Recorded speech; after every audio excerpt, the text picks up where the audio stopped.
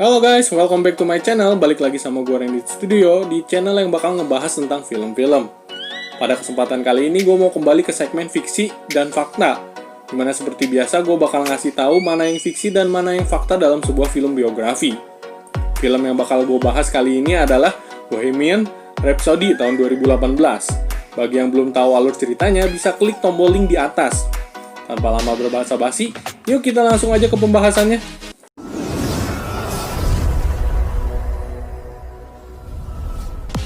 Yang pertama, bergabungnya Freddie dengan grup band Queen. Pada film ini kita diperlihatkan bagaimana bergabungnya Freddie dengan grup band Smile, di mana Freddie menghampiri Brian dan Roger seusai pentas dari sebuah kafe. Dari sini itu juga dijelaskan bahwa tim Stifle telah keluar dari band Smile sebelum Freddie bergabung. Faktanya, Freddie, Roger, Brian, dan tim Stifle sudah tergabung dalam grup band Smile semenjak ia berkuliah. Freddie dan Tim Stifle merupakan teman baik satu kampus di Ealing Art of College London. Pada saat itu, Freddie masih menduduki sebagai keyboard di dalam grup band Smile. Pada tahun 1970, Tim Stifle memutuskan untuk meninggalkan Smile dengan alasan lebih tertarik dengan musik jazz. Setelah keluarnya Tim Stifle, Freddie diangkat menjadi vokalis dan merubah nama band menjadi grup band Queen.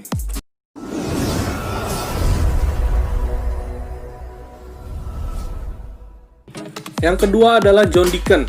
Pada film ini, di tahun 1970, saat konser perdananya Freddie, Brian memperkenalkan John Deacon sebagai basis band Smile. Faktanya, John Deacon tidak pernah bergabung dengan grup band Smile. John baru bergabung dengan Queen di tahun 1971.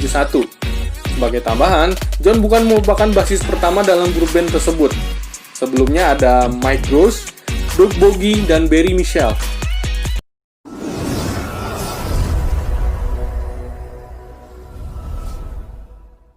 Yang ketiga adalah relationship antara Mary Austin dan Freddie. Di film ini, Mary bertemu dengan Freddie pada satu malam yang sama saat ia menonton konser Smile. Faktanya, Mary Austin merupakan mantan dari seorang gitaris Queen yang bernama Brian May. Ia baru bertemu dengan Freddie pada tahun 1969. Pada saat itu, Freddie berusia 24 tahun dan Mary 19 tahun. Di tahun 1973, Mary dan Freddie sempat bertunangan, tetapi hubungan mereka harus kandas di tahun 1976. Setelah itu, Mary dan Freddie berteman sangat baik hingga akhir hayat Freddie di tahun 1991.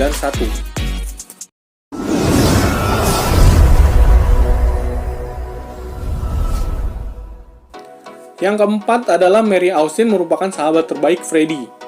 Di film ini kita diperlihatkan tentang persahabatan antara Mary dan Freddie, meskipun mereka sudah putus. Hal ini adalah fakta. Meskipun Mary sudah menikah dan memiliki seorang anak, Mary tetap dekat dengan Freddie. Pada kelahiran anak pertamanya, Mary meminta Freddie untuk menjadi ayah baptisnya. Setelah kepergian Freddie, Mary mendapatkan beberapa warisan dari seorang Freddie Mercury. Hal ini membuktikan bahwa cinta yang tulus akan dibawa terus hingga akhir hayat.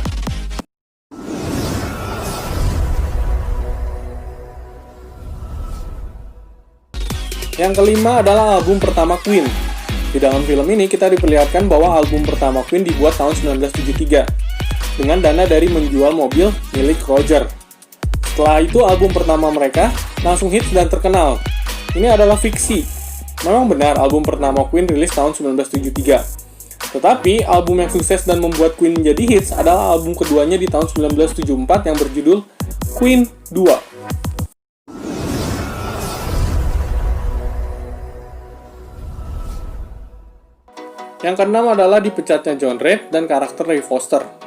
Pada film ini, Freddie memecat John Reid karena menawarkan solo album.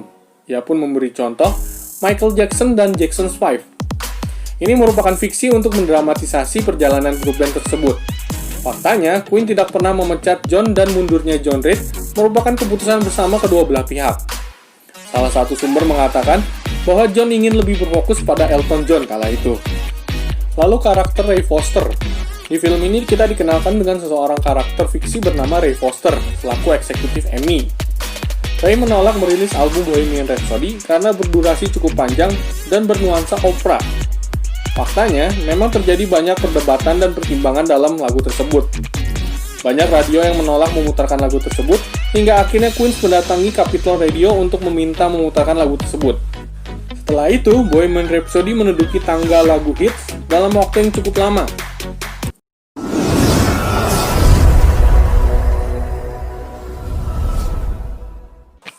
Yang ketujuh adalah bubarnya Queens. Fiksi yang paling mendramatisasi dalam film ini adalah bubarnya Queens di tahun 1984. Faktanya, hingga konser Queen di Live Aid tahun 1985, Queen tidak pernah bubar. Dalam film ini, kita dijelaskan bahwa Queen rehat setelah Freddie menandatangani kontrak dengan CBS Record senilai 4 juta US dollar. Hal ini merupakan fiksi. Freddie bukan orang pertama yang menandatangani kontrak solo. Sebelumnya ada Roger yang terlebih dulu menandatangani kontrak solonya di tahun 1977. Rehatnya band Queen kala itu merupakan keputusan bersama setelah 10 tahun melakukan tur bersama. Mereka semua setuju untuk istirahat dan fokus pada solo album masing-masing. Tetapi mereka masih berhubungan dengan baik.